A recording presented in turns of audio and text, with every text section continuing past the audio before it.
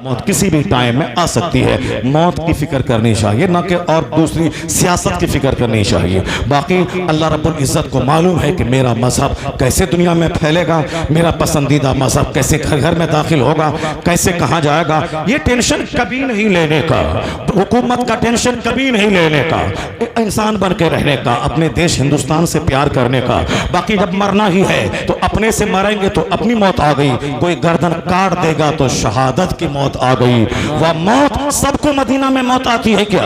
सब तवाफ़े काबा करते करते मरेगा क्या? सब गौसे पाक के रोज़े पे मरेगा क्या? सब गरीब नवाज के आस्थाने पे मरता है क्या? जो पापी हो, जो 10 साल 20 साल की नमाजें छोड़ा हो, जो गंदगी की कीचड़ में धंसा हो, वो मदीना में मरेगा?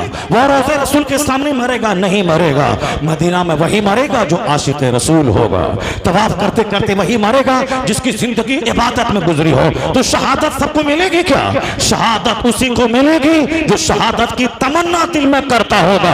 50 करोड़ गुनाह क्यों न रहे, गर्दन कटी एक जंप में जन्नत पहुंच जाओ। शहादत सारी खताओं को मिटा देती है। डरता क्यों है? इंतजार कर उस दिन का कि कोई जालिम गर्दन काटे, ताकि जो काम 100 साल के सजदे से नहीं हो सकता है वह काम 1 मिनट की गर्दन कटने से हो जाए। नारे तकबीर, नारे रिसालत, नारे गौसियत। जिस दिन से तुम बुज़दिल हो गए उस दिन से तुमको मौत की याद डराने लगी। जब से बुज़दिल हो गए बच्चे की मोहब्बत डराने लगी। जब से बुज़दिल हो गए जहाद और शहादत का जज्बा छोड़ दिया, तब से सांप भी खड़खड़ाता है तो डर लगता है। अभी नहीं मरे, बच्चा छोटा है। अभी नहीं मरे, बच्ची छोटी है। शादी दिला के तब मरे, बेटा इंजीनियर बन जाए तब मरे, और घर मकान बना ले तब मरे। 4 बेटा है, चारों को 4 जगह मकान बना के दे दें तब मरे। 4 दुकान दे दें तब मरे। जो इतना दिल मकान में लटका के रखा है, दुकान में लटका के रखा है, बाल बच्चों में लटका के रखा है, मरना नहीं चाहता है, मरने से डर लगता है, तब ना उसको वो लोग डराता है कि मार देंगे, काट देंगे, भगा देंगे। और जो जिहाद के लिए तैयार रहे, शहादत के लिए तैयार रहे, तो फिर क्या होगा? ये जज्बे शहादत उनके हजारों हथियार पे गालिब आ जाएगा। सर पे कफन बांध तो ले, फिर कभी शिकवा ना करेगा कि कल क्या होगा। यही बोलेगा हालात चाहे जो भी हो, बच गए तो गाजी, मर गए तो शहीद। मौत से जब तक तू डरेगा तो जो जिंदगी भर नापाक रहता है वो तुमको डराएगा। जो जिंदगी भर नापाक रहा, पाक रहने का सलीका नहीं है, वो आज पाकों को मिटाने की बात कर रहा है। कुछ नहीं होगा, मरना तो है ही। आज ही मौत आ जाए, अच्छी मौत आए, शहादत की मौत आए। जब डर से डरने लगोगे तो वो और खूब डराएगा। डरो मत। हुजूर ने कहा था वइज़ा अस्बहता फला तंतज़िरिल मसा, जब सुबह हो तो शाम का इंतजार मत करना। हुजूर ने कहा था वइज़ा अमसैता फला तंतज़िरी सबह, जब शाम करो सुबह का इंतजार मत करना। हुजूर ने कहा था वउद नफ्सका मिन अहलिल क़ुबूर, अपने आप को मुर्दों में शुमार कर ले, जान ले कि तू मर गया। जब हम समझ लेंगे कि मैं मर गया, आज नामो नमूद और रियाकारी के लिए आदमी क्या नहीं करता है, सिर्फ दिखावा। इंटीरियर डेकोरेशन, आउटर डेकोरेशन, पोटी को मकान के फ्रंट की चेंजिंग, शादी ब्याह में फजूलियात का माहिर बनना, पैसे फालतू बहाना, खाने का मुकाबला, गाड़ी का मुकाबला, कपड़े का मुकाबला, सामान का मुकाबला। ये नुमाइश नहीं तो क्या है? ये दिखावा नहीं तो क्या है? जब तू समझ लेगा कि मैं मर गया, इन खतरनाक गुनाह कबीरा से तो बच जाएगा। जब मुर्दों में शुमार कर लेगा, नामो नमूद की ख्वाहिश ना होगी, नामो नमूद की ख्वाहिश। एक बहुत बड़े अंग्रेज के स्कॉलर ने कहा था सिर्फ नामो नमूद और दिखावा ये दुनिया से अगर खत्म हो जाए तो दुनिया से जुल्म मिट जाएगा, दुनिया सुकून की जन्नत में तब्दील हो जाएगी। आज वही दिखावा नुमाइश है जो दुनिया को तबाह करके रखा है, दौलतों की हवस सीने में डाल दिया है, नामो नमूद। और हुजूर ने क्या कहा? अपने आप को मुर्दों में शुमार कर ले। सुबह करो तो शाम का इंतजार मत करना, शाम करो तो सुबह का इंतजार मत करना। हुजूर ने कहा था अपने आप को मुर्दों में शुमार कर ले। और दूसरी हदीस में क्या कहा था? मूतु क़ब्ल अन तमूतु, मरने से पहले ही मर जाओ। यानी मौत आने से पहले ख्वाहिशात को मार ले, अपने नफ्स को मार ले, अपने गुस्से को मार ले, अपने घमंड को मार ले, नामो नमूद की ख्वाहिश को मार ले। आज इसी ख्वाहिशात ने खानकाहों में आग लगा दी।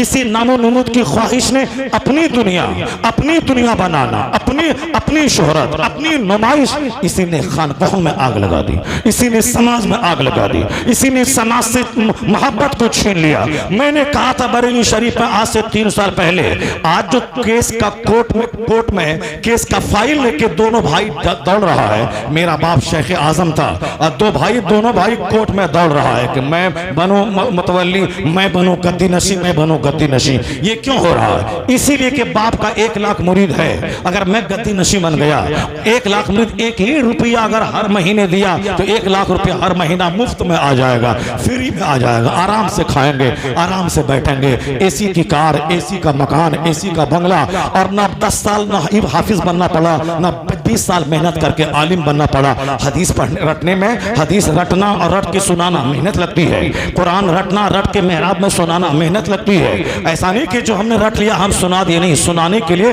बहुत प्रैक्टिस और मशक की जरूरत पड़ती है। वो हाफिज जी पूरा कुरान याद कर लिए हैं, उनको बोलिए कि आज साहब इशा की नमाज में आप सूरह मुल्क पढ़िए, नहीं पढ़ पाएगा, चूंकि सूरह मुल्क तरतील से सुनाने के लिए मशक चाहिए। वो तो हदर में याद कर लिया है, वो तरावी सुना देगा एक लहजे में, लेकिन तरतील से नहीं पढ़ पाएगा। सुनाने के लिए मशक चाहिए, याद करना फिर सुनाना, कुरान याद करना फिर मेहराब में खड़ा होकर सुनाना, इसके लिए प्रैक्टिस की जरूरत है, मेहनत होती है। आलिम मेहनत करे, हाफिज मेहनत करे। अब मेरा बाप पीर था, मैं उनका गद्दी नशी बन गया, ना हाफिज, ना आलिम, ना तकरीर, ना खिताब, ना वाज, ना नसीहत, ना हदीस, ना कुरान, कुछ नहीं, बस हाथ उठा दिया और 1 लाख रुपए जेब में लिया, चल दिया आराम से। Air condition car, air condition महल मकान, अब वहां तो लड़ाई करेगा ही।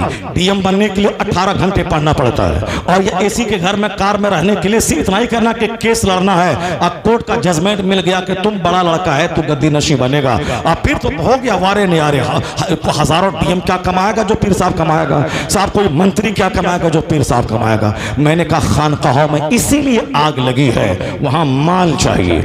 अगर गद्दी नशी जो पीर इंतकाल किया, वह पीर ये शर्त रख दे कि मेरा सज्जादा नशी वो होगा जो रोजाना 200 रकात नमाज़े नफल पढ़ेगा, मेरा गद्दी नशी वो होगा जो हर महीने में 10 रोजे नफल के रखेगा, मेरा गद्दी नशी वो होगा जो हर 3 दिन में 1 खत्म कुरान करेगा, मेरा गद्दी नशी वो होगा जो फजर से लेके 50 तक में 1000 दुरूद शरीफ पढ़ेगा, मेरा गद्दी नशी वो होगा जो असर से मगरिब के बीच में 3000 दुरूद पढ़ेगा, मेरा गद्दी नशी वो होगा जो इशा की नमाज के बाद सूरह मुल्क, सूरह दुखान, सूरह मुज़म्मिल और सूरह यासीन पढ़ने के बाद 1000 बार दुरूद पढ़ते पढ़ते सो जाएगा, फिर तहज्जुद के टाइम में उठेगा और फिर तहज्जुद पढ़ने के बाद 1000 बार इस्तिग़फ़ार करेगा। मैं कहता हूं कि आज जो जंग है कोर्ट कचहरी में कि मैं गद्दी बनूंगा, गद्दी नशी बनूंगा, अगर यह शर्त पीर साहब रख दे तो सारा बेटा दूसरों पे थोपेगा कि तुम ही गद्दी नशी बन जाओ, तुम ही गद्दी नशी बन जाओ, तो फिर गद्दी नशीनी की जंग नहीं होगी, वह गद्दी नशीनी थोपने की जंग हो जाएगी। तुम ले लो तो तुम ले लो, तुम ले लो तो तुम ले लो। हमने उस वकार की गद्दी को भी पैसे की गद्दी बना दिया है, इसलिए न मेहनत है, न मुशक्कत है, न खिताब है, न दर्स व तदरीस है, ऐसा खूब मारे मारे आराम से खा पी रहे हैं। मुफ्त का पैसा जहां आएगा वहां जंग ना होगी तो क्या होगा, मुफ्त का पैसा जहां आएगा वहां बच्चे उसके आवारा ना होंगे तो क्या होगा, जब मुफ्त का पैसा आएगा वहां वो 100 पुड़िया गुटखा करना खाएगा तो क्या होगा, और उनका मुरीद दलाल वो करामत बयान करेगा। मेरा मुर्शिद वो है जो तुम में 100 रजनीगंधा का पुड़िया खाता है, 100 शुद्ध प्लस का पुड़िया खाता है। मेरा पीर क्या कमाल गजब का पीर है जो 100 डब्बा सिगरेट का दिन भर में उड़ा देता है। मैं कहता हाँ हाँ तेरे पीर की करामत है, जब भी देखा सिगरेट पीता देखा, जब भी देखा गुटखा खाता देखा। एक पीर मेरा भी था जो पीर को आज से 2 साल पहले जब भी देखा तिलावत करता देखा, जब भी देखा जिक्र अज़कार करता देखा, जब भी देखा फतवा का जवाब लिखता देखा, जब भी देखा दरसे बुखारी देता देखा, जब भी देखा मुरीदों को इरशाद करता देखा, जब भी देखा उलमा के मसाइल का जवाब देता देखा, जब भी देखा जिक्र अज़कार करता देखा। कौन था वो जो जुनैद बगदादी की याद ताजा कर गया, कौन था वो जो गौसे आज़म की याद ताजा कर गया, कौन था वो जो सरकार आला हजरत की याद ताजा कर गया, कौन था वो जो मुफ्ती आज़म हिंद के तक़वे की याद ताजा कर गया। वो वही था जिसे दुनिया अल्लामा अख्तर रज़ा खां अज़हरी ताजुश शरिया के नाम से याद। नारे तकबीर। तकबीर, नारे रिसालत, नारे ऐसा पीर हो तो ऐसा, पीर हो तो ऐसा, जब भी देखा जिक्र करता देखा, जब भी देखा नफल पढ़ता देखा, जब भी देखा अल्लाह अल्लाह करता देखा। इसीलिए कहा गया है कि अल्लाह का वली वो है जिसे देखो तो खुदा याद आ जाए। सुभान अल्लाह, जिसे देखो तो खुदा याद आ जाए। मैं कहना चाहता हूँ कि घमंड और गुरूर को मिटाने की नेकों की सोहबत में रहिए, नेकों का चर्चा सुनिए, वाज सुनिए। बस मैं अपनी तमहीर मुकम्मल करूँ, फिर मैं आपको लेके थाईलैंड चलता हूँ। वहाँ की राजधानी का, वहाँ के सबसे बड़ी यूनिवर्सिटी का एक बहुत बड़ा प्रोफेसर, आखिर वो क्या पढ़ा, क्या लिखा, क्या सोचा, वो थाईलैंड का प्रोफेसर जो कलमा पढ़ के मोमिन बना। जरा गौर से सुन के आप जाइएगा, एक काफिर कैसे कलमा पढ़ के मोमिन बना। क्योंकि हमको डर सता रहा है कि कल मुसलमानों की तादाद घट न जाए, कल मुझको डर सता रहा है कि हमारे बच्चे कल क्रिश्चियनों की झोली में न चले जाएं, हमें डर सता रहा है कि मेरे बच्चों का हौसला कहीं मजरू न हो जाए, मेरे बच्चों की सोच कहीं गैर इस्लामी एंटी इस्लामिक न हो जाए। इसी वजह से हम फिक्रमंद है, हमारे उलमा फिक्रमंद है। तो जरा मैं उस तशवीश का इजाला कर दूं, उस डाउट्स को मैं दूर कर दूं कि लुच्चे लफंगे वो अपना काम कर रहे हैं। चूंकि हर आदमी आसान काम करना चाहता है। जब मेरा पीर साहब आसान काम करना चाहता है तो बोलता है हजरत क्या करें, कोई दवाई हो कि ताकि रोटी पच जाए। मैं कहता हूँ कौन सी दवाई? डॉक्टर साहब कोई दवाई हो तो रोटी पच जाए। आप रोटी खाइएगा सो जाइएगा, रोटी खाइएगा सोइएगा, तब तो रोटी कैसे पचेगी? वो तो तुम तो कोठी ऊंची हो जाएगी, कोठी को लेके चलना पड़ेगा। हल्का फुल्का रहिए, कम खाइए, कम बोलिए, कम सोइए और काम ज्यादा कीजिए, खूब मेहनत कीजिए। नहीं है कोई काम तो 100 रकात नमाज़े नफल पढ़िए, इतना पढ़िए कि पसीना पसीना हो जाइए। तो डॉक्टर तो कहता है कि अगर कोई काम नहीं है तो 5 किलोमीटर दूर पैदल चलिए। तो हम कहते हैं पैदल चलने की कोई जरूरत नहीं है। आप अपने घर में वजू करके 50 रकात दिन में, 50 रकात रात में, नमाज़े पंजगाना के अलावा 100 रकात नमाज़े नफल पढ़िए कि पसीने से तर पतर हो जाइए। 5 किलोमीटर चलने से जो शुगर नॉर्मल नहीं होगा वो 100 रकात नमाज़े नफल से नॉर्मल हो जाएगा। मैं दावे के साथ कहता हूं, इसलिए कि भाजपा का एक बड़ा लीडर मुरली मनोहर जोशी आज से 6-7 साल पहले कानपुर के योगा के शिविर में कहा था, मैं उसको बार बार कहता हूं, वह भाजपा का लीडर है जिसको मैं इस्लाम का दुश्मन समझता हूं, हिंदुस्तान का दुश्मन मानता हूं, जिसकी पॉलिसी से हिंदुस्तान में आग लगती है, अमन सुकून भंग करने की बात करता है। हिंदुस्तान प्यारा मुल्क है, उसको जलाने के लिए इन लोगों के हाथ में मैं सत्ता दे दूं, ये लोग हिंदुस्तान को बर्बाद करने की बात कर रहा है। लेकिन उसी का एक बड़ा पढ़ा लिखा लीडर, उसने सच बोल दिया अपनी जबान से। कानपुर में योगा शिविर लगा था, उसमें तकरीर करते करते बोल गया, सेहतमंद रहना है तो योगा कीजिए, प्रधानमंत्री क्यों न है योगा कीजिए, चपरासी क्यों न है योगा कीजिए। योगा है से स्वस्थ रहेंगे, हेल्दी रहेंगे। हेल्थ जरूरी है, 50 करोड़ का बंगला है, हेल्थ नहीं है तो रोते रोते मर जाएंगे। सेहत जरूरी है, मजदूर रहिए, 8 घंटे काम करके खाइए, बस सेहत रहेगी तो मस्त रहेंगे आप। बादशाह आपकी सेहत को देख के आंसू बहाएगा, आप काबिल रश्क उसके लिए बन जाएंगे। हेल्थ बहुत बड़ी दौलत है, उसके लिए योगा जरूरी है। और योगा कहते किसे हैं? मुरली मनोहर जोशी कहते हैं। रामदेव का योगा अलग है, दूसरे का योगा अलग है। योगा है हाथ उठाना, नीचे करना, सांस रोक लेना, सांस तेज तेज छोड़ना, एक जगह ध्यान केंद्रित कर देना, यही है योगा।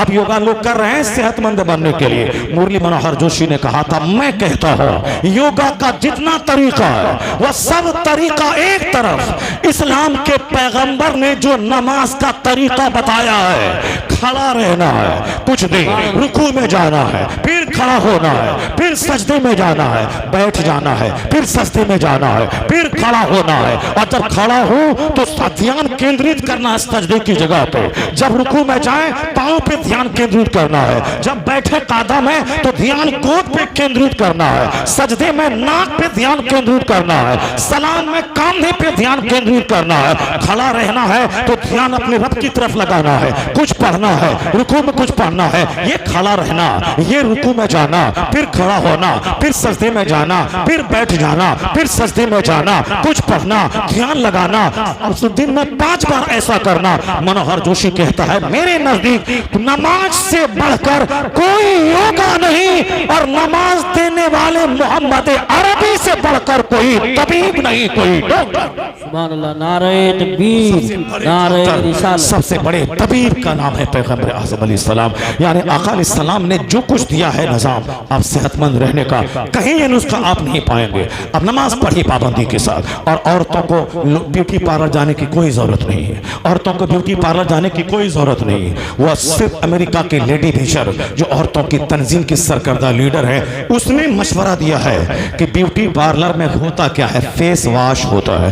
पहले चेहरा धोया जाता है, उसके बाद फिर इसमें लोशन लगाया जाता है, फिर उसको पोंछा जाता है, फिर फेस वॉश होता है। यानी ब्यूटी पार्लर में इसी तरह 1 घंटे तक टाइम बर्बाद करके 2000, 3000, 1500, 1100 रुपए अब साहब फीस हमारी बेटियां जमा कर दी और चली गई। अब 2-4 घंटे तक चेहरा चमकता रहा, फिर उसके बाद जहां थी उससे ज्यादा बदनुमा और बदरंग हो गई। क्योंकि बार बार ब्यूटी पार्लर जाना चेहरे के हुस्न को बिगाड़ देता है। बार बार खतरनाक केमिकल को लगाना यह वक्ती तौर पर हसीन तो बना देता है, लेकिन बाद में चेहरे की रंगत खराब कर देता है। आज 100% तो नहीं, 80% खवातीन के चेहरे पे पॉक्स निकल रहे हैं, उनका चेहरा बदरंग हो रहा है, इसलिए मेकअप पर मेकअप करती जा रही है, उनका चेहरा खराब होता चला जा रहा है। ब्यूटी पार्लर वाले का बिजनेस वो आसमान छू रहा है, वो करोड़ों में खेल रहा है। हर गली कुचे में ब्यूटी पार्लर, यह पैसा लूटने का और चेहरा बिगाड़ने का, औरतों के हुस्न से खिलवाड़ करने का एक जबरदस्त शोभा कायम हो गया है। अमेरिका की क्रिश्चियन औरत ने कहा था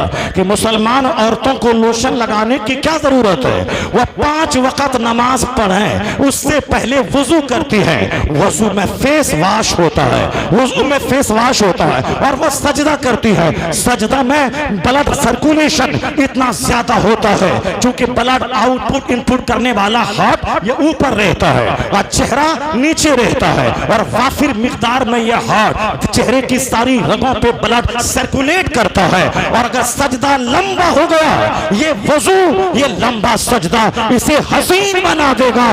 करोड़ों रुपए की फेयर एंड लवली जो काम न कर सके, वो एक वजू का फेस वॉश और एक लंबा सजदा कर देगा। मजहब अल्लाह जमील है, जमाल को पसंद करता है। सरकारें तो जहां सबसे ज्यादा नफीस है, नफासत को नफा सरकार को पसंद है, इसलिए इस्लाम में है फेस वॉश, इस्लाम में है हैंड वॉश, इस्लाम में है लेग वॉश, इस्लाम में है सर का मसह, इस्लाम में है गर्दन को टच करना भीगे हुए हाथ से, इस्लाम में ये वजू इतना जबरदस्त तो मेथड है कि आज तो मैं कहता हूं कि साइंस जवान हो गई है, अलग बात है, साइंस का खूब गलगला है दुनिया में, अलग बात है, लेकिन कोरोना ने सबको बेबस बना के रख दिया। आज 2 साल गुजर गए, छोटा सा कीड़ा अमेरिका के सारे साइंसदानों को उल्लू बना दिया। 2 साल गुजर गए, वैक्सीन में पानी है कि क्या है कौन जानता है। जिस तरह कालपोल है, जिस तरह केरोसिन है, जिस तरह डाइजीन है, पेट में दर्द हुआ ये खा ले, गैस बनी एसिलॉक खा ले, सर बुखार हुआ कालपोल खा ले, ये दवाई फला की ये फला की, टीबी का मर्ज हुआ ये दवाई खा ले। जब हर मर्ज की दवाई निकल गई है और तुम्हें दावा है कि बीमारी आज हो कल उसकी दवा मेरे पास मौजूद है, ये 2 साल गुजर गए, तुमने कोरोना की दवाई क्यों नहीं लाई मार्केट में? 2 साल गुजर गए, हिंदुस्तान के सारे वैज्ञानिक सर पकड़ के बैठे हैं, चाइना जापान के सारे साइंटिस्ट सर पकड़ के बैठे हैं, टेक्नोलॉजी की दुनिया का बादशाह अमेरिका, वहां का वैज्ञानिक नासा का वो सर पकड़ के बैठा है। कोरोना की दवाई नहीं आई, वैक्सीन आई, दवाई नहीं आई। वो वैक्सीन है वो वो समझ लें कि वो पहले एक हिफाजती कदम है, वो हिफाजती कदम है वो, यानी कोरोना का हमला नहीं होगा, होगा भी तो कमजोर हो जाएगा, मगर दवाई चाहिए। कोरोना हुआ दवाई खाए खत्म हो जाए, दवाई नहीं आई। ये बड़े बड़े वैज्ञानिक सर पकड़ के आज भी बैठे हैं, कोई मेडिसिन तो आ जाए, मेडिसिन नहीं आई। कभी आपने तन्हाई बैठ के गौर किया इतने 2 साल के बाद भी क्या कहा जा रहा है? वैक्सीन लेने के बाद भी 3 काम पाबंदी से कीजिए, यानी सोशल डिस्टेंस, सामाजिक दूरी, शारीरिक दूरी बना के रखिए, और फिर हाथ को लगातार धोते रहिए, और फिर उसके बाद मास्क पहन के रखिए। क्यों? नाक के रास्ते से कीड़ा घुसता है, हम बात करते हैं मुंह खुलता है, मुंह के रास्ते से इतना बारीक जरासीम है कि अंदर घुस जाता है। मास्क पहन के रखिए और बार बार चेहरा धोते रहिए, तो अगर कीड़ा अटका भी हो वह धुल जाए। हाथ को धोते रहिए, जो पार्ट्स खुले रहते हैं उससे बीमारी अंदर घुसती है। नाक खुली रहती है, मुंह खुला रहता है, चेहरा खुला रहता है, आंख खुली रहती है, या हाथ खुले रहते हैं कलाई तक, इसको धोते रहिए, सैनिटाइज करते रहिए। अमेरिका के वैज्ञानिक वही कहते हैं कि हाथ धोते रहिए, हिंदुस्तान का वैज्ञानिक बोलता है हाथ धोते रहिए, चाइना जापान जैसा तरक्की याफ्ता मुल्क बोलता है हाथ धोते रहिए। मेरा पड़ोसी एक राजपूत, उसने कहा था कि सब बोलता हाथ धोइए हाथ धोइए हाथ धोइए, ये तो मुसलमानों को इस्लाम ने रोजाना 5 टाइम नमाज पढ़ने से पहले हाथ धोने बोला है। हुजूर कीजिए, हाथ धोइए, नाक में पानी डालिए, आंख में पानी और चेहरा धोइए, नाक में पानी, मुंह में पानी, जो पार्ट से खुले हैं उसको वॉश कीजिए, पाँव जहां तक खुला रहता है उसको धोइए, हाथ जहां तक खुला रहता है उसको धोइए, चेहरा धोइए, आंख में पानी, नाक में पानी। उन्होंने कहा था जहां आज दुनिया के सारे वैज्ञानिकों की नजर गई है कि हाथ धोना इस जरासीम को खत्म कर देता है, वहां 1400 साल पहले मुअल्लिमे कायनात ने वजू जैसा नुस्खा दिया है ताकि बीमारी से भी बचो और इस वजू से रूहानी ताकत भी मिले, गुनाह भी धुले, बीमारी भी धुले, गुनाह भी धुले। अमेरिका का वैज्ञानिक का कद कोरोना ने छोटा बना दिया है। मुस्तफा की तालीम का महत्व इस दौर में आगे बढ़ाता चला गया है। सुभान अल्लाह, सुभान अल्लाह। I cannot find any other man in history like Mohammad. मैं पूरे मानव इतिहास में मुस्तफ़ा का जवाब नहीं पाता हूँ। इसी तरह की बातें सुनते रहिए। सरकार दो जहां अलैहिस्सलाम की एक एक बात का जो महत्व है, पॉजिटिवली तन्हाई में बैठकर आप गौर करें तो आप दंग रह जाएंगे। ये कौन कह दिया कि इस्लाम खतरे में है? ये कौन कहा कि आने वाला वक्त हमारे हाथ से निकल गया है? नहीं नहीं, बल्कि अल्लाह का पसंदीदा मजहब खामोशी से अपना काम कर रहा है। दुनिया का सबसे ग्रीन तबका होता है पढ़ा लिखा तबका। एक आलिम शैतान के मुकाबले में 1000 आबिद से ज्यादा वजनी होता है। फकीहुन वाहिदुन अशद्दु अला शैतान मिन अल्फ आबिद, यानी एक फकीह, एक आलिम 1000 आबिदों से ज्यादा भारी होता है। एक पढ़ा लिखा इंजीनियर, डॉक्टर वह करोड़ों जाहिलों से सुपीरियर होता है। जाहिल हलाठी लेके आएगा, वो काम नहीं कर पाएगा जो काम एक मिनिस्टर का कलम कर जाएगा, जो काम एक कानून बनाने वाले का कलम कर जाएगा। इसलिए हमारे बच्चों का असेंबली में रहना भी जरूरी है ताकि वहां देखे कि कौन सा कानून बनता है, बिगड़ता है। मेरे बच्चों का पार्लियामेंट में रहना जरूरी है ताकि देखे कि मेरे खिलाफ कौन सा कानून बनता है, आवाज उठाए। असेंबली में रहना भी जरूरी है बहैसियत मुस्लिम। पार्लियामेंट में जाना जरूरी है बहैसियत मुस्लिम। प्रधान बनना जरूरी है बहैसियत मुस्लिम, न कि प्रधान बन करके अपने आप को उनके हवाले कर दे।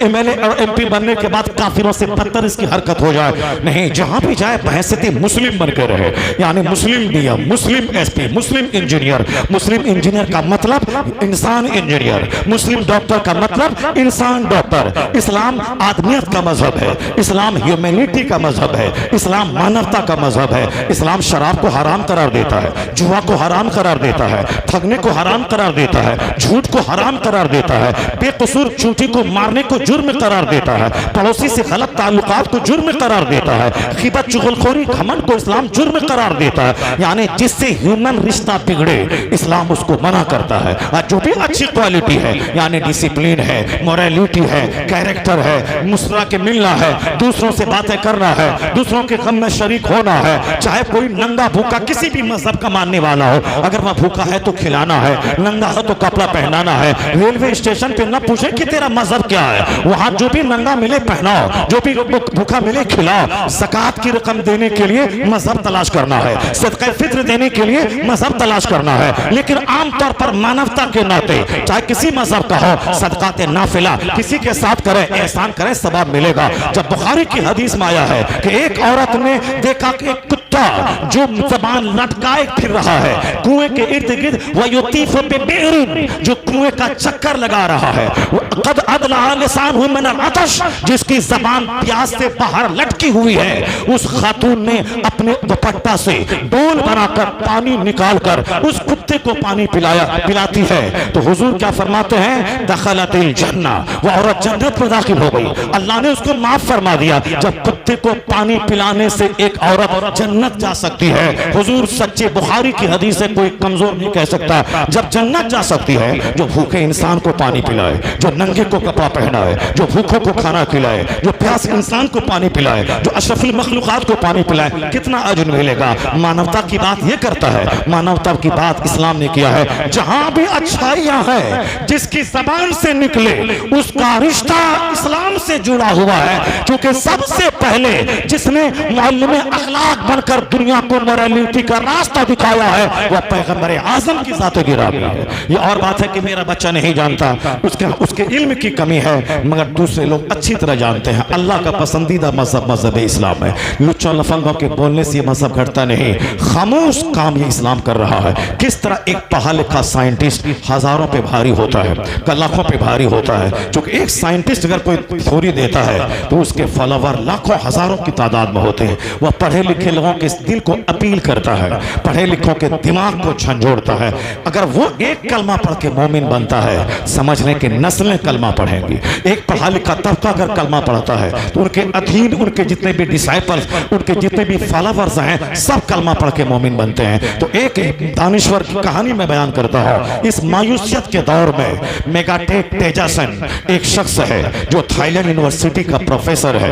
उन प्रोफेसर लोगों का मजाज ये होता है, साइंसदानों का, कि मैं वह काम करूं जो मुझसे पहले किसी ने नहीं किया है। मैं एक यूनिक चीज, एक अजूबा चीज, एक अनोखी चीज मैं दुनिया को दूं, यानी जिस डायरेक्शन में कोई काम नहीं किया है। जैसे मदरसा सब चलाते हैं, अब मैं भी एक मदरसा खोल के बैठ जाऊं, ये बहुत बड़ा काम नहीं होता है। मदरसा मजहबी जरूरत पूरी कर रहा है, अब मुझको स्कूल खोलना है, मुझको कॉलेज खोलना है, मुझको तहकीकाती इदारे खोलना है, मुझको गवर्नमेंट के जॉब में जाने के बाद हमको बहैसियत इमाम एक दाई बनकर इमामत करना है। यानी जिस तरह से इस्लाम का फायदा हो, नौजवानों की दिमाग साजी में कर सकूं। एक ही पैटर्न नहीं है इस्लाम की खिदमत का।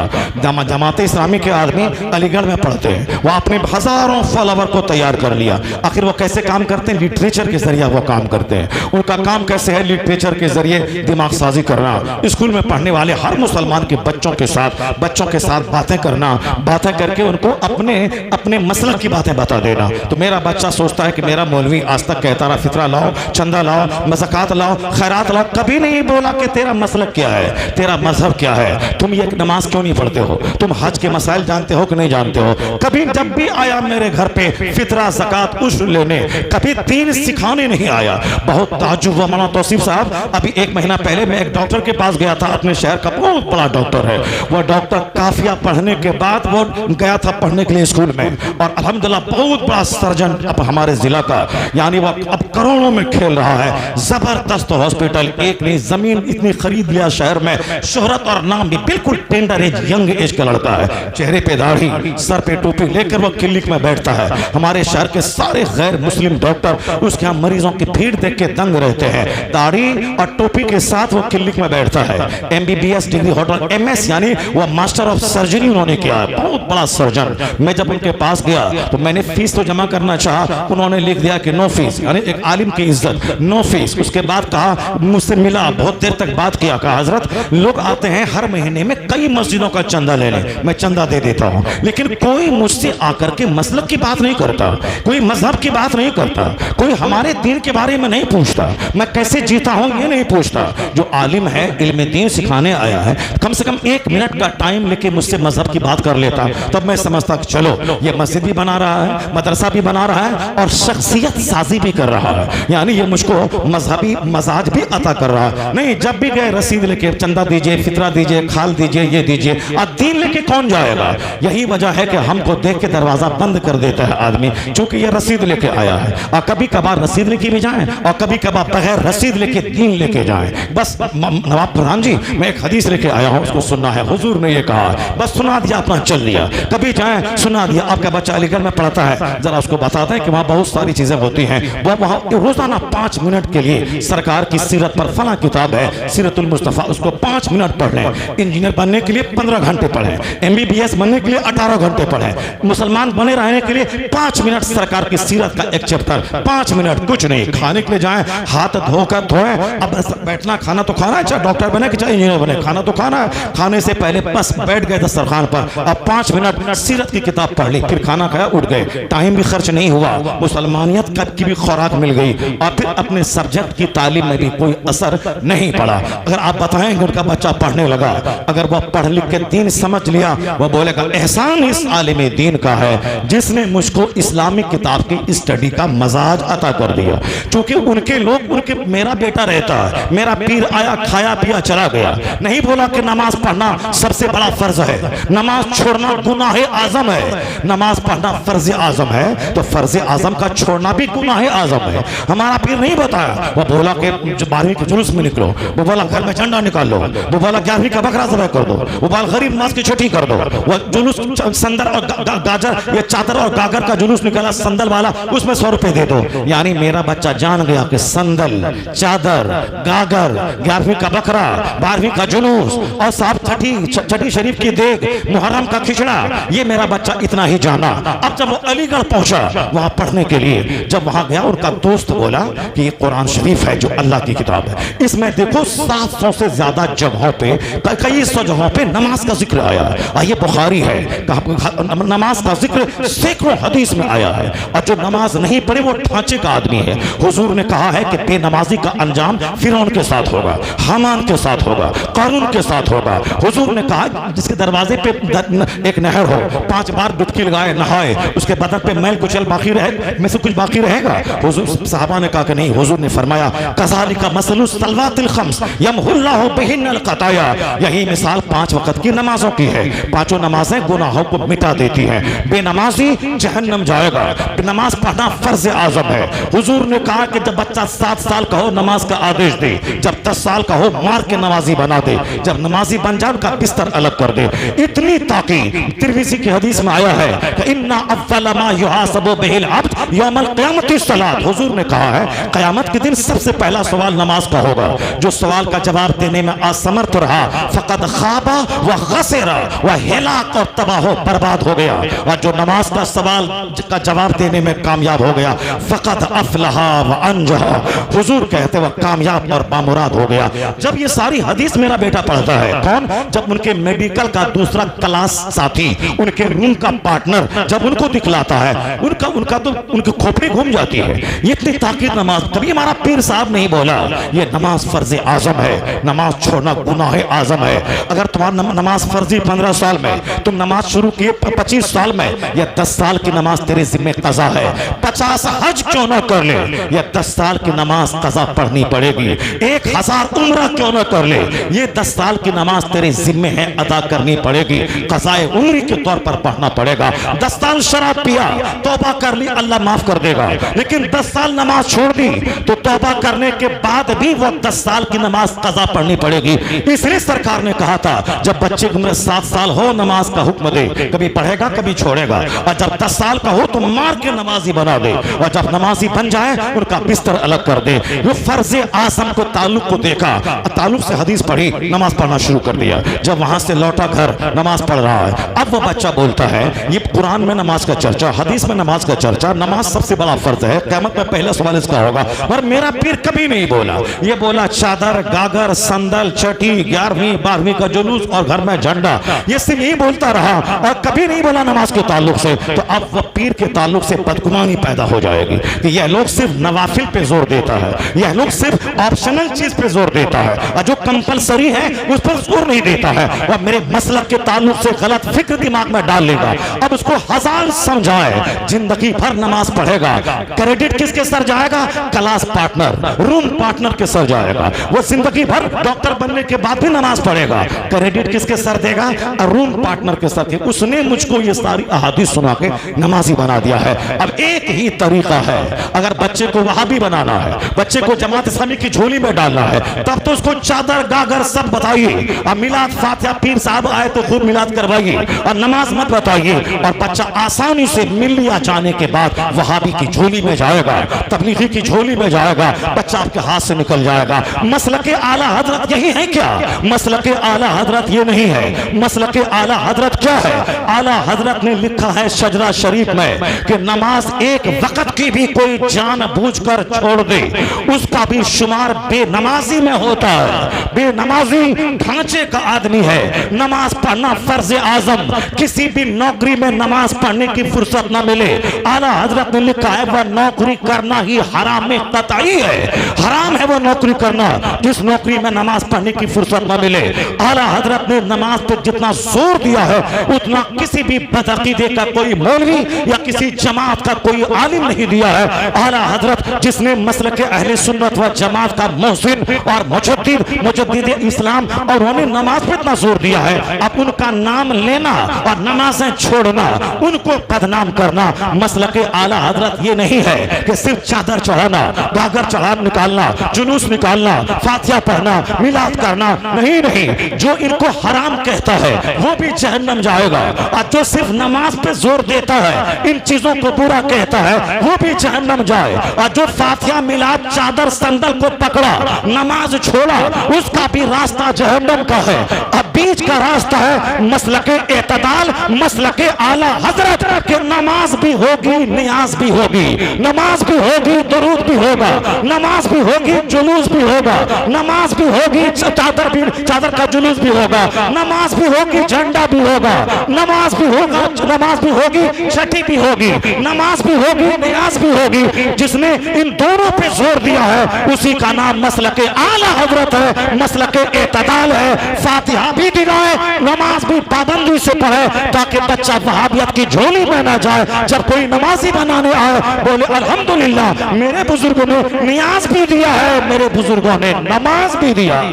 नारे तकबीर। यही है मसलके एतदाल, यही है मसलके आला हजरत। नमाज भी होगी, नियाज भी होगी, नमाज भी होगी, फातिहा भी होगी, नमाज भी होगी, जुलूस भी होगा, और फर्ज फर्ज की तरह होगा, नफल नफल की तरह होगा। ऐसा नहीं कि नफल को फर्ज समझ लिया कि गरीब नवाज के रोजे पे हर महीने की 6 तारीख को मैं जाता हूँ और बगल में मस्जिद है नहीं जाता हूँ, वो अजमेर जाते जाते मर क्यों न जाए। मस्जिद सवाल करेगी, जमात से नमाज पढ़ना वाजिब है, और तर्के जमात फासिक बना देता है, यानी जमात छोड़ने की आदत फासिक मर्दुदु शहादा बना देती है, कोई गवाही कबूल न होगी। जमात से मस्जिद का इल्तिज़ाम वाजिब है, मस्जिद जाना, जमात से पढ़ना, अपनी नमाज़ें पंज जगाना तो फर्ज आजम है। अजमेर जाता है मस्जिद नहीं जाता है, अजमेर जाता है नमाज नहीं पढ़ता है, और अजमेर जाने के रास्ते में नमाज़ें कज़ा होती है, कुछ नहीं मिलेगा।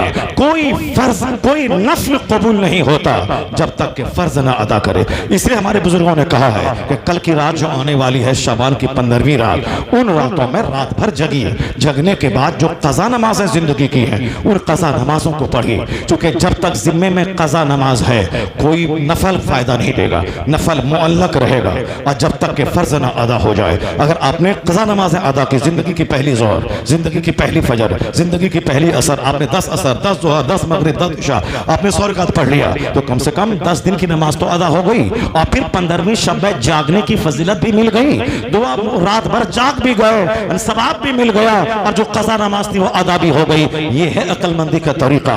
वरना फजर ज़ोहर असर छोड़ें और 1000 रकात नमाज नफल पढ़ लें, वह नफल लटका हुआ रहेगा जब तक के फर्ज से सुबुकदोश न हो जाए। 1 लाख आदमी को रमजान में इफ्तार करा दें, ये नफल है।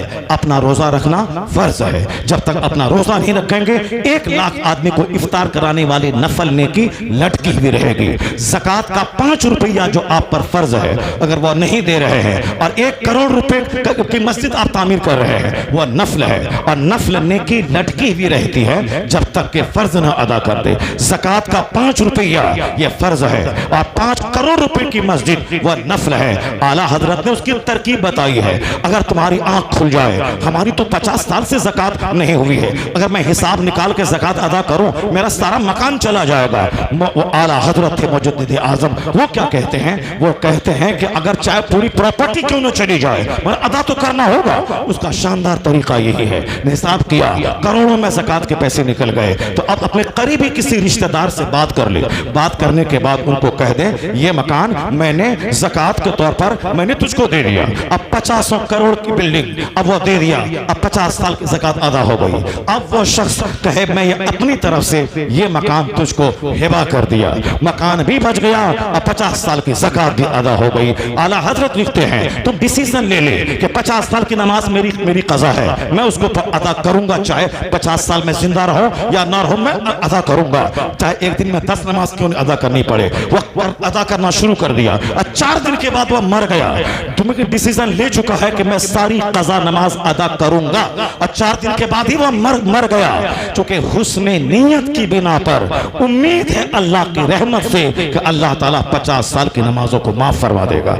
ये है आला हजरत। आला हजरत की तहकीक को सलाम कीजिए। जो आला हजरत से करीब होगा वो नमाज से करीब होगा, जमात से करीब होगा, और जो सिर्फ अपने जाहिल पीरों से करीब होगा वो तो चादर ढोएगा, आप बाजार पे दौड़ेगा, मस्जिद नहीं जाएगा। इन्हीं जाहिलों की बेखुनी की है आला हजरत, उनकी बुनियाद उखेड़ दी है। एक तरफ नजदी वहाबी का किला कमा करना है, एक तरफ इन बदअकीदा इन फातिहा नियाज करने वालों की भी धज्जियां उड़ा देनी है। उसी का नाम इमाम आला हजरत, जिन्होंने इस्लाम पे होने वाले हमलों का चौमुखी महाज पर प्रोटेक्शन किया है, डिफेंस किया है। आज अगर आलिमों का वकार जिंदा है, इन लोगों ने तो कह दिया कि मौलवी 2 टके का मौलवी क्या जाने गया, ये टका 2 टका कमाने वाला मौलवी। हमारा पीर खिताब नहीं करता है, हमारा पीर ओढ़नी ओढ़ के बैठता है।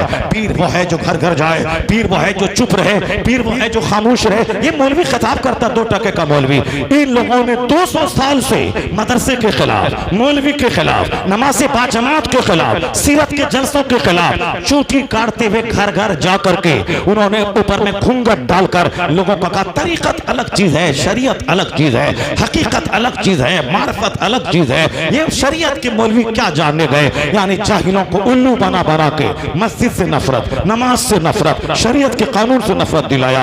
आज अल्हम्दुलिल्लाह ईदैन में खिताब आलिम करते हैं, सीरत के जलसों में खिताब आलिम करते हैं, मस्जिदें उलमा के पास, मदरसा की चटाई उलमा के पास, सीरत के जलसे उलमा के पास। मदरसा जिंदा है, जलसा जिंदा है, जुमा का खिताब जिंदा है, ईदैन का खुतबा जिंदा है। इस सदी में एहसान इमाम अहमद रजा का फाज़िले बरेलवी का है, जिन्होंने इल्म और उलमा की इज्जत के हवाले से बात की। इनकी हजार जाहिलाना कोशिशों के बावजूद मदरसा जिंदा है, खिताब जिंदा है, सीरत के जलसे जिंदा है, आज नमाज बाजमात जिंदा है, शरीयत पर चलना जिंदा है। एहसान इस सदी में इमाम अहमद रजा खां फाज़िली बरेलवी का है, जिन्होंने शरीयत को बचाया है, जिन्होंने उलमा के वक़ार को बताया है। आप कहीं थक तो नहीं गए? आप तकरीर कहाँ सुनी? 5 बात सुन के जाना है आपको। अगर नहीं थके हैं तो हाथ उठा के बोलिए कि आप बोलते जाओ, मैं सुन रहा हूँ। थकिए मत, जब आप तकरीर सुनिए। बहुत आपने चुटकुला सुना है, बहुत आपने रिवा हिकायतें सुनी है,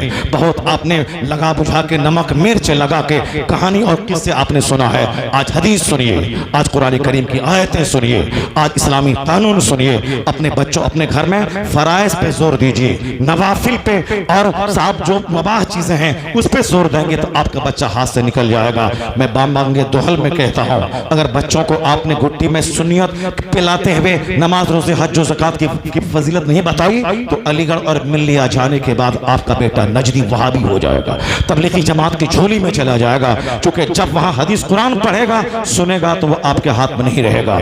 इसलिए उनके हाथ से जाने से पहले अपने घर में हदीस पढ़ा दीजिए, अपने घर में कुरान पढ़ा दीजिए, अपने घर में उनको नमाज पढ़ा दीजिए। और जब वहां रहे तो यहां से उसकी कमान संभाले रखिए कि क्या करता है वहां। जुमा की नमाज कहां पढ़ी, किस मस्जिद में पढ़ी, ईदैन की नमाज तुमने कहां अदा की, किस मस्जिद में अदा की। अलीगढ़ में फला मस्जिद अपनी है, वहां जाके पढ़ना। जुमा तुमने कहां नमाज पढ़ी, पढ़ी कि नहीं पढ़ी। हमारे इलाके का एक लड़का पढ़ने गया वहां, और जब भी वो बात करती थी उसकी अम्मी या उसका अब्बा, वो उसका रूम पार्टनर बोलता था वो नमाज पढ़ रहा है। वो आप बेटे से बात करना है, फोन रखा हुआ, उनका दोस्त फोन उठाता था, कहता था वो इशराक पढ़ रहा है। उनकी माँ, उनका बाप सोचता था कि ये तो डॉक्टर बनने गया है। अब साहब ये जब भी फोन करते थे नमाज पढ़ रहा है, जब भी फोन करते थे तिलावत कर रहा है। पढ़ता कब है, किताब कब पढ़ता है। फिक्रमंद थे उनके बाप, फिक्रमंद थी उनकी माँ, इतना खर्च करके मैं उसको पढ़ने के लिए भेजा है। वहां जब भी फोन करो नमाज पढ़ रहा है। लेकिन जब रिजल्ट निकला, वो अपने क्लास में सबसे टॉप क्लास का रिजल्ट निकाला। वो चूंकि नमाज भी पढ़ता था और 10 घंटे मेहनत से अपनी किताब भी पढ़ता था। ये तो हमारे बच्चों की जहालत है कि दाढ़ी रखेंगे तो नौकरी नहीं मिलेगी, टोपी पहनेंगे नौकरी नहीं मिलेगी। क्योंकि हमारा 99% बच्चा दाढ़ी मुंडाया।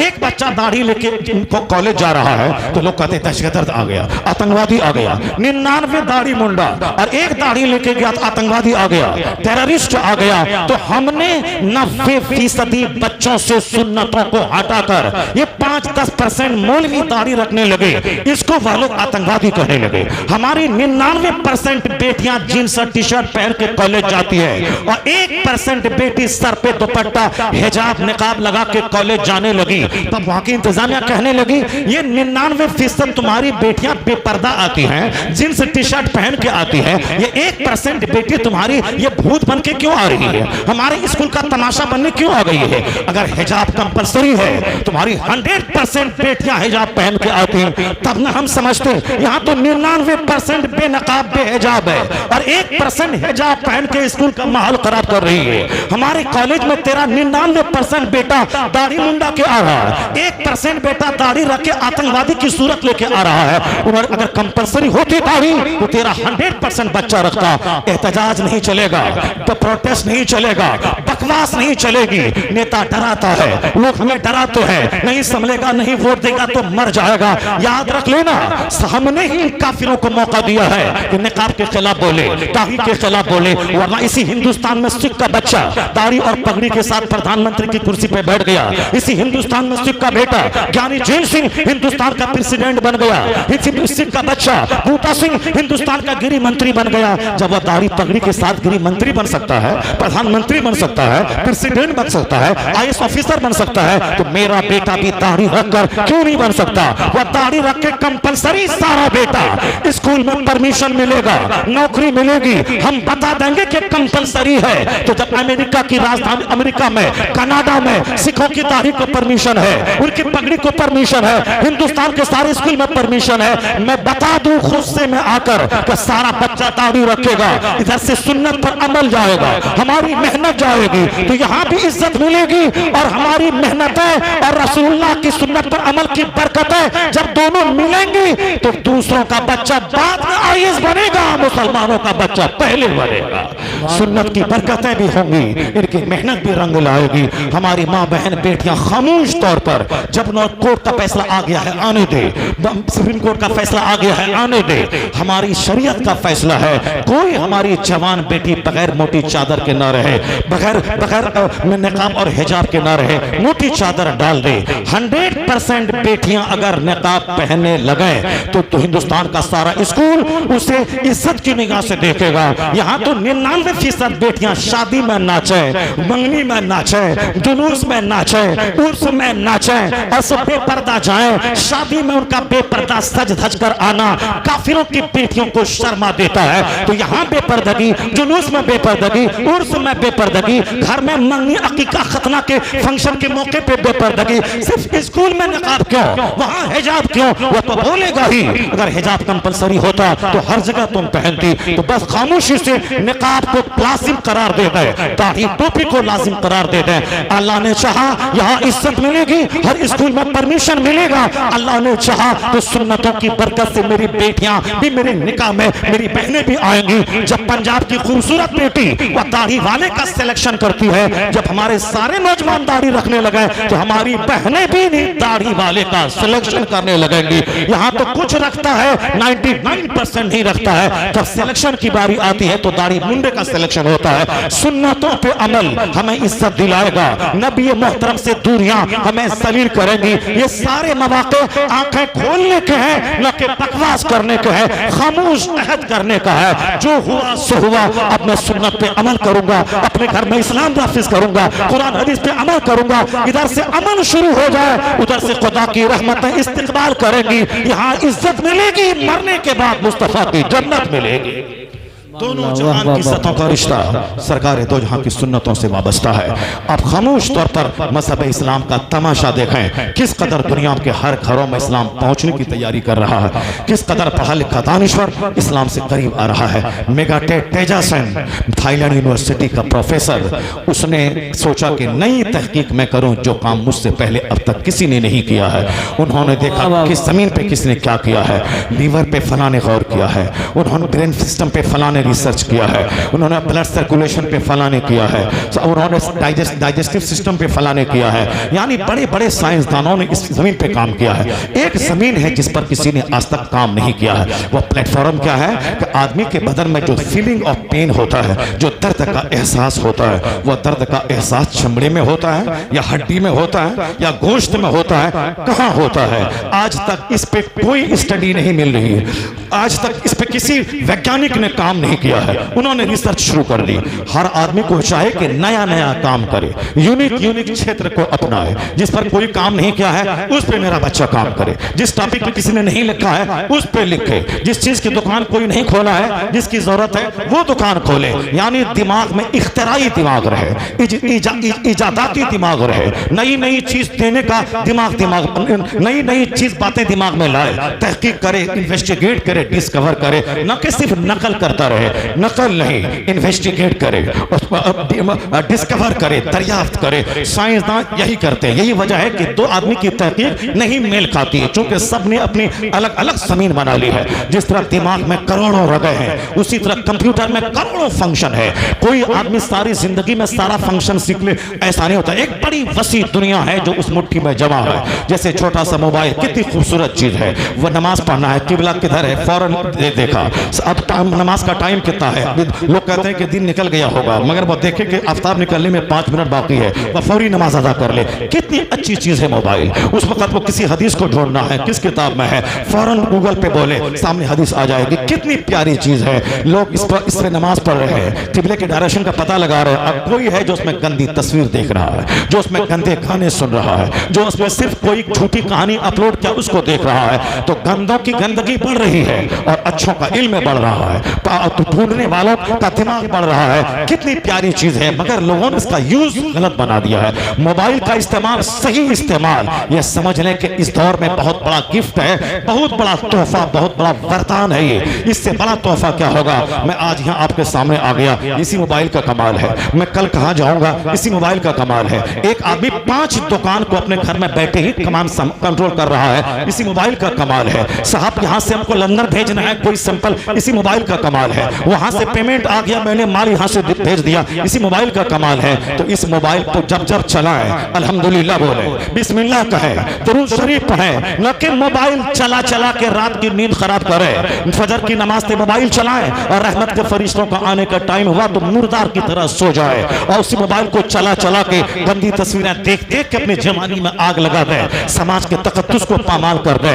हर मर्द, हर नौजवान, बच्चे, बेटियां, वो सब इसी मोबाइल का इस्तेमाल करके नेट पे दूसरों से मोहब्बत करके अपनी इज्जत में आग लगा दे। बड़ी अच्छी चीज है। साइंसदानों ने दिमाग चला चला के हमें कंप्यूटर दिया, व्हाट्सएप दिया, यूट्यूब दिया और ये हाथ में सारी दुनिया को मुट्ठी में कर दिया। उसकी मेहनतों को दाद देना होगा। उन्होंने हमारे लिए जीना आसान कर दिया है। मैं मुसलमान हूँ, माइक पे बोल रहा हूँ, दूर तक लोग मेरी आवाज सुन रहे हैं। कोई मुसलमान इस माइक को ईजाद किया है क्या? इसको फुर्सत ही नहीं है लड़ाई से, झगड़े से, मोच पे घी लगाने से, और साहब पीर के नाम पे जंग, खानदान के नाम पे जंग, तुर्क और पठान के नाम पे जंग, और साहब बिहारी उत्तर प्रदेश के नाम पे जंग, मारेरा बरेली के नाम पे जंग। इसको तो फुर्सत ही नहीं है जंग से। ये क्या साहब माइक्रोफोन देगा, ये क्या इंटरनेट देगा, ये क्या कंप्यूटर देगा। प्लान पड़ा रहे तो फिर क्या होगा। मेरा हर बच्चा वैज्ञानिक रहेगा, साइंटिस्ट रहेगा। अगर गौर करके देखें, आज से 1000 साल पहले विज्ञान नाम की कोई चीज नहीं थी। मैं कुरान करीम की आयतों में देखा है, कहीं है अपनी पैदाइश पे गौर कर, कहीं है अपनी खुराक पे गौर कर, कहीं है आसमान जमीन पे गौर कर। यानी रिसर्च करने का पैगाम कुरान ने दिया है। हमने उस पर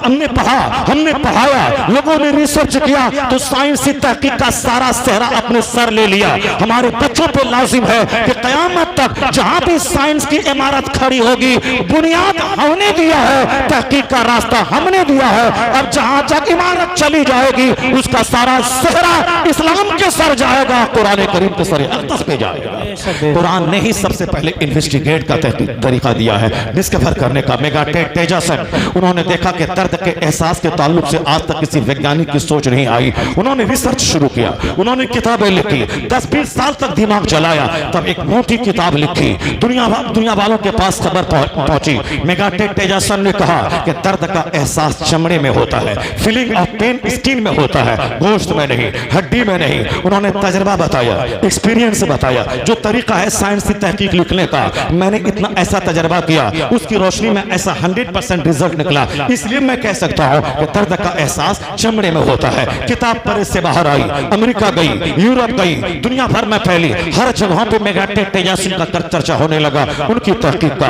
कभी कभी गाहे बगाहे सऊदी अरब की राजधानी रियाद में इस्लाम और साइंस के उन्वान से सेमिनार होता है। दुनिया भर के साइंसदानों को बुलाया जाता है, उनकी तहकीक और इस्लाम ने क्या कहा उस बातों पे तबसरा होता है। मेगा टेजासन जी उस कॉन्फ्रेंस में, सेमिनार में शरीक हुए। उन्होंने अपना आर्टिकल ले गया कि मैंने एक नई चीज से दुनिया को रोशनास कराया है, नई तहकीक है कि दर्द का एहसास चमड़े में होता है। मैंने दुनिया को बताया है, ये तरीका हमारा है, तहकीक करने का ये मेथड हमारा है। सारे साइंसदानों ने सराहा, सब ने दाद दिया कि आज तक जहां तक किसी की नजर नहीं गई थी, आज तक आपकी नजर वहां तक गई है। आपकी मेहनत को मैं दाद देता देता हूँ। उसी में एक मुस्लिम स्कॉलर ने कहा, आपकी मेहनत को मैं दाद देता हूँ, जिन्हें आपने एक नई चीज पे रिसर्च किया है, नई तहकीक से दुनिया को रोशनास कराया है। मगर चूंकि आप पढ़े लिखे आदमी हैं और सारे पढ़े लिखे विद्वान दुनिया भर के वैज्ञानिक जमा है, सबों के सामने मैं एक हकीकत को वाशगाफ करना चाहता हूँ, एक हकीकत का इंकशाफ करना चाहता हूँ, डिस्क्लोज करता हूँ एक रियलिटी का। उन्होंने कहा कि ये कुरान अल्लाह की किताब है, सबको मानना पड़ेगा। चूंकि ये अगर किसी इंसान की लिखी हुई किताब होती तो इसका कोई जवाब आ गया होता, लेकिन 1400 साल से कुरान का चैलेंज है, अगर डाउट हो इसमें एक आयत एक सूरत का जवाब ले आओ। आज तक दुनिया असमर्थ है जवाब लाने में, चूंकि बंदा बंदे की चीज का जवाब दे सकता है, लेकिन ये रब का कलाम है, बंदे के पास उसका जवाब नहीं है। ये फैक्ट है कि अल्लाह का कलाम है। अब उस कलाम में, वो कलाम इस दुनिया में नाज़िल हुआ है 1400 साल पहले। साइंसी हिस्ट्री हमारी है 500-600 साल पहले की, और अभी मेगाटेड तेजासन जी ने ये बात दुनिया को बताया है कि दर्द का एहसास चमड़े में होता है। 1400 साल पहले जो कुरान जमीन पे नाजिल हुआ है, उस कुरान करीम की एक आयत में पढ़ता हूं, क्योंकि उस वक्त विज्ञान का नाम ही नहीं था, उस वक्त किसी के दिमाग में तस्वुर तक नहीं था कि दर्द का एहसास कहां होता है, चमड़े में या हड्डी में या गोश्त में। अब कुरान की एक आयत उन्होंने पढ़ के सुनाई। ये कुरान है अल्लाह का कलाम, किसी बंदे की जरूरत नहीं किसका जवाब ले आए। अब अल्लाह क्या फरमाता है, वल्लज़ीना कफ़रू बिआयातिना सौफ़ नुस्लिहिम नारा कुल्लमा नदिजत जुलूदुहुम बद्दलनाहुम जुलूदन गैरहा लियज़ूक़ुल अज़ाब। कुरान कहता है जिन लोगों ने मेरी आयतों को मानने से इनकार किया, हम उसको जहन्नम की आग में जलाएंगे, और जब उनकी खाल गल जाएगी जहन्नम की आग में, बद्दलनाहुम जुलूदन गैरहा लियज़ूक़ुल अज़ाब, उसकी जगह नई खाल पैदा कर देंगे ताकि वह दर्द का मजा चखे, ताकि वह अजाब का मजा चखे। यानी जहन्नम की आग में जलने के बाद जब बदन गल जाएगा तो अल्लाह दोबारा खाल के बदलने की बात की, मैं खाल बदल दूंगा, बद्दलनाहुम जुलूदन गैरहा, चमड़े को मैं बदलूंगा ताकि दर्द का मजा चखे, लियज़ूक़ुल अज़ाब, ताकि अजाब का मजा चखे। यानी अजाब का मजा चखाने के लिए चमड़ा की तब्दीली की बात, हड्डी बदलने की बात नहीं, गोश्त बदलने की बात नहीं, बद्दलनाहुम जुलूदन गैरहा कुल्लमा नदिजत जुलूदुहुम, जब उनकी खाल गल जाएगी, बद्दलनाहुम जुलूदन गैरहा, उसकी जगह दूसरी खाल पैदा कर देंगे, लियज़ूक़ुल अज़ाब, ताकि वह दर्द का मजा चखे। मेगाटेड तेजासन जी से कहा गया कि इस आयत करीमा में दर्द के एहसास का रिश्ता चमड़े से जोड़ा गया है, या और ये 1400 साल पहले ये कुरान जमीन पे नाजिल हुआ है। ये तो है हमेशा से अल्लाह का कलाम, मगर नुज़ूल के एतबार से इसकी उम्र है 1400 साल पहले जब आका तो यहाँ पे कुरान नाजिल हुआ अल्लाह का कलाम। तो 1400 साल पहले न कॉलेज था न यूनिवर्सिटी थी, मगर ये दर्द की फीलिंग की बात जो वाज़ेह तौर पर इस आयत करीमा से मालूम हो रही है। तो मेगाटेड तेजासन जी खड़े हुए कहा कि मुझसे पहले किसी ने इस ताल्लुक से कोई रिसर्च नहीं किया था, मैंने दुनिया को बताया कि दर्द का एहसास चमड़े में होता है, लेकिन अगर यही बात कुरान शरीफ में 1400 साल पहले से मौजूद है तो इस बात की दलील है कि यह बंदे का कलाम नहीं है, यह बंदों के खालिक का कलाम है, बंदों के क्रिएटर का कलाम है। जब हकीकत सामने आ गई है तो दुनिया गवाह है कि इस डायरेक्शन में रिसर्च करने वाला पहला आदमी मैं हूं, और मैं सच्चाई का एतराफ करते हुए आज मैं दुनिया को गवाह बना के कहता हूं, इस्लाम सच्चा, कुरान सच्चा, मुस्तफा सच्चे, उस सच्चाई का मैं एतराफ करता हूं। कलमा ला इलाहा इल्लल्लाह पढ़कर मुस्तफा की गुलामी में दाखिल होता हूं।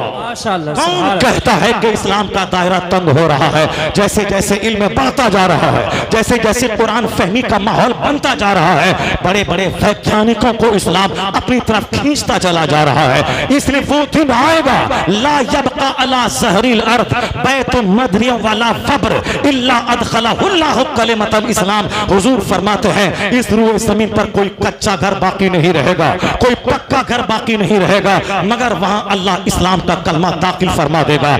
इसी रिश्ता हकीकत को देखकर बर्नार्ड शॉ ने आज से 50 साल पहले कहा था, if any religion has a chance of ruling over England ने Europe within the next 100 years it is Islam. आने वाले 100 साल के भीतर पूरे यूरोप बर्रे आज़म में कोई मजहब हुकूमती मजहब बनने वाला है तो मजहब इस्लाम बनने वाला।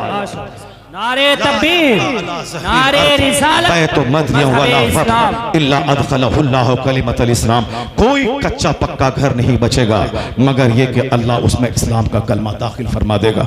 हमारी खोपड़ी में यह बात समझ में आए ना आए, अल्लाह तबारक व तआला का सच्चा मजहब अपना काम कर रहा है। सच्चाई धीरे धीरे फैल रही है, पढ़े लिखे लोगों को अपनी तरफ अपमाइन कर रही है। जब खामोश पढ़ा लिखा तबका इस्लाम के को कबूल कर लेगा तो फिर उसकी तहकीक को जो पढ़ेंगे वो सब इस्लाम की तरफ माइल हो जाएंगे।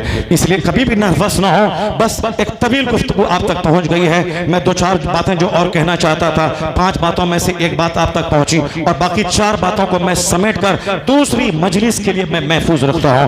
मौलाना एहसान साहब ने अगर मुझको बुलाया इंशाअल्लाह करीम आइंदा साल फिर वो 4 बातों में से 2-3